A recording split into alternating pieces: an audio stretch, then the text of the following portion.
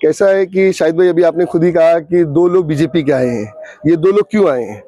एक आए हैं जनाब अबू हाशिम आजमी साहब का वोट काटने के लिए आए हैं, दूसरे आए हैं कि बीजेपी उनको सपोर्ट करके उनको आगे रेस में करे। लेकिन गोंडी की जनता को जो बाहर वाले आए हैं, नवाब मलिक साहब हो या कोई भी हो, अगर वो जो गोंडी की जनता को बेवकूफ समझ रहे तो गोंडी की जनता बेवकूफ नहीं, बहुत होशियार है, बहुत होशियार है जनता यहाँ की। और जनता ने अपनी होशियारी 3 मरतबा दिखाई है और इंशाल्लाह चौथी मरतबा भी दिखाएगी। जनाब अबू हाशिम आजमी साहब को बड़ी ताकत से, बड़े वोटों से जीत दिलाएगी। और देखिए, आप पहली मरतबा अबू हाशिम आजमी जीते थे तो कुछ ज्यादा वोटों से जीते, फिर सेकंड टाइम जीते तो और ज्यादा वोट से जीते, थर्ड टाइम जीते तो और ज्यादा वोट से जीते। इंशाल्लाह अब सबका रिकॉर्ड तोड़ के और ज्यादा वोट से जीतेंगे। आपकी ऐसा लगता है कि जीतना ही मुश्किल है? ऐसा आप लोगों को लगता है? आप लोग गली गली में जाइए और किसी व्यक्तिगत मतलब किसी पार्टी के व्यक्ति किसी नहीं पूछिए आप सवाल। आपको सवाल करना है तो किसी बोलते हैं कि एक आम जनता से जाके पूछिए। आम जनता से जाके पूछिए कि 15 साल गोंडी का क्या हाल था। क्या 15 साल पहले गोंडी में पानी था? फर्स्ट, ये इसलिए हम लोग पानी का नाम लेते ना। पानी एक ऐसी अहम जरूरत थी जो हमारी प्यास, हमारी भूख, हमारा स्कूल जाना, हमारा कॉलेज जाना, हमारा काम धाम, हर चीज पे हम उस चीज के लिए तरसे थे। पानी से आ जाइए, फिर बोलिए, पूछिए उनसे 15 साल क्या पहले रोड नंबर 1 से लेकर रोड नंबर 15 तक बना हुआ था? क्या 15 साल 5-5 माले 4-4 माले घर थे? एक घर था हमारे पास, एक घर में 10 बाई 15 बाई 14 फीट के घर में यहाँ के जो परिवार था, हम लोग खुद दो भाई थे। मैं खुद अपने हमारे एक दोस्त है, हम लोग उसके घर पे चले जाते, कुछ दोस्त अहबाब हमारे रिश्तेदार आ जाते थे, हम लोग उनके घर पे जाके सोते थे।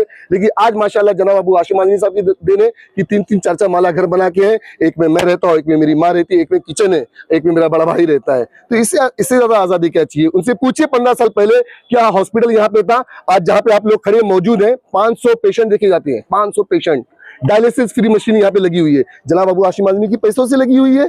आज उनसे जाके पूछिए कि 3-3 माले स्कूल थे यहाँ पे, क्या एटीएम कार्ड था यहाँ पे, क्या पेट्रोल पंप था यहाँ पे, क्या यहाँ पे फ्लाईओवर था, ब्रिज था? या आज से 15 साल पहले कितने एजुकेशन बच्चे थे, कितने एजुकेटेड लड़के थे? मैं देखता था ज्यादातर ड्रॉप लोग करते थे, 8वीं से लेकर 9वीं 10वीं तक ड्रॉप कर जाते थे। लेकिन आज देखना, हर मोहल्ले में, हर घर में देखना, कोई भी बच्चा देखना 12 पास ही मिलेगा आपको। अगर वो किसी चीज की वजह से अगर वो ड्रॉप कर जाता होगा तो शायद अपनी गरीबी की वजह से, किसी और वजह से।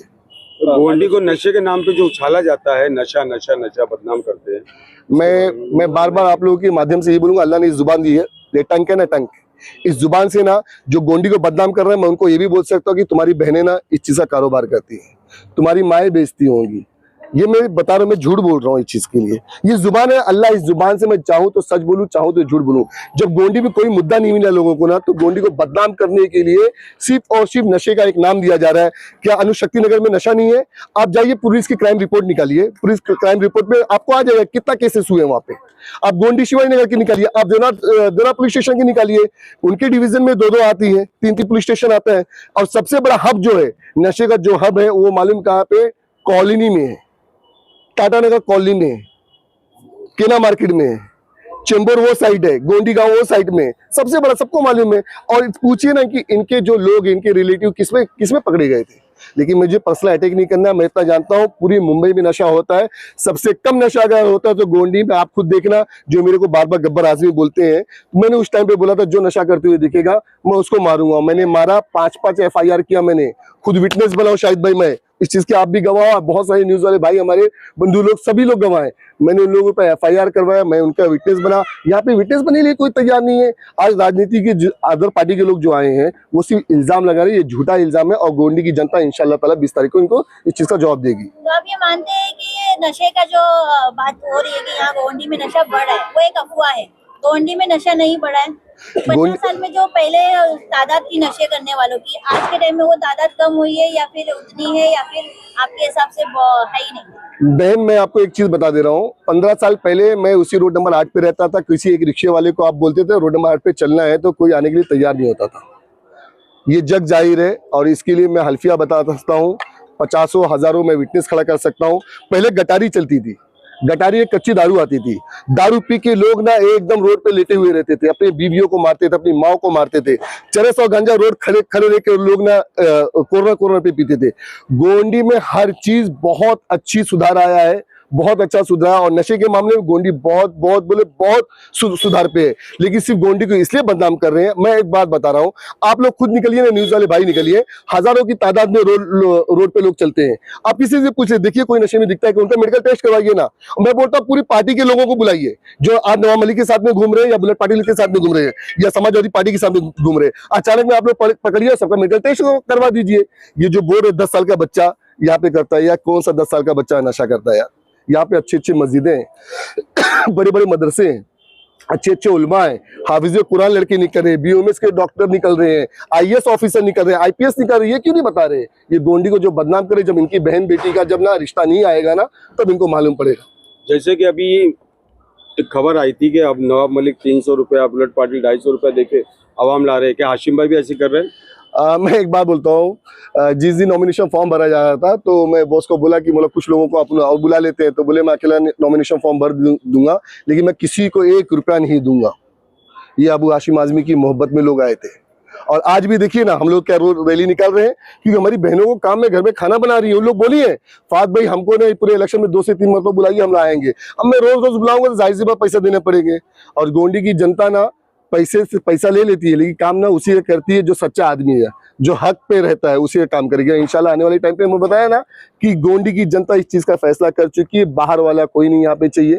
समाजवादी पार्टी ने काम किया है और आजमाए हुए को आजमाया नहीं जाता है। इंशाल्लाह वापस से जनाब अबू हाशिम आजमी साहब को क़यादत में ही वो लोग रहेंगे। और इसकी वजह सबसे बड़ी ये है कि अबू हाशिम आजमी साहब जब कहीं 3 पर्दे की बात आती है, जब कहीं मस्जिद की मीनार पे बात आती है, जब कहीं 3 तलाक की बात आती है, समझ लो, जब कहीं किसी मस्जिद पे हमला होता है, किसी दरगाह पे हमला होता है, तो कोई भी आमदार एज अ मुस्लिम किसी की भी आप एक क्लिप नहीं दिखा सकते हो, किसी का पूछता हाल पूछने के लिए नहीं गए होंगे।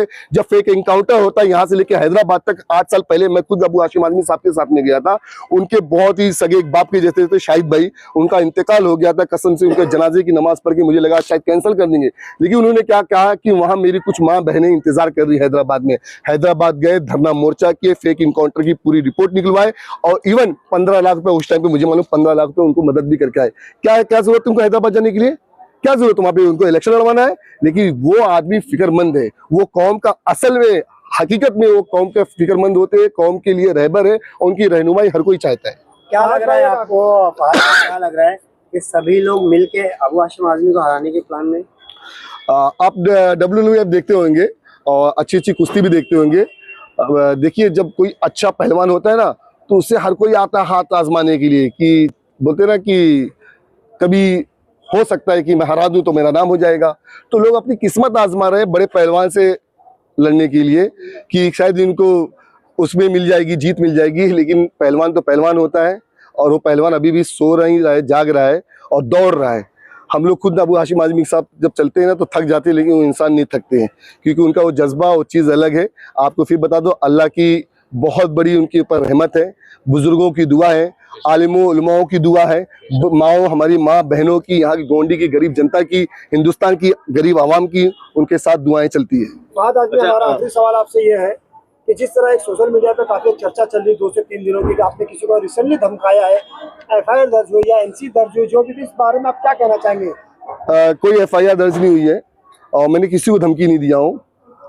मेरे बारे में किसी ने कुछ टिप्पणी किया था, गब्बर आजमी और मेरी पार्टी के ऊपर लांछन लगाता है, बार बार इल्ज़ाम लगाता है। तो मैंने उससे कहा था कि मुझ पे इल्ज़ाम मत लगाइए, ये बार बार जो आप इल्ज़ाम लगा रहे हैं, झूठा इल्ज़ाम लगा रहे हैं, इसके लिए आपको कोई ना कोई चीज़ भुगतान भुगतना पड़ जाएगा। सिर्फ मैंने ये कि उसको कहा है, मैंने किसी को धमकी नहीं दिया और धमकी देने लायक कोई नहीं था। धमकी नहीं देता भाई, जिस दिन करूंगा सामने आगे करूंगा। नाम फहद आजमी है और सबको मालूम, जग जाहिर है, मैं किसी को भी ऐसी कोई काम नहीं करूंगा जिससे किसी का दिल दुखे। और मैं उसी आदमी को बोलूंगा जो मेरे साथ गलत करेगा, मैं उसके साथ गलत करूंगा।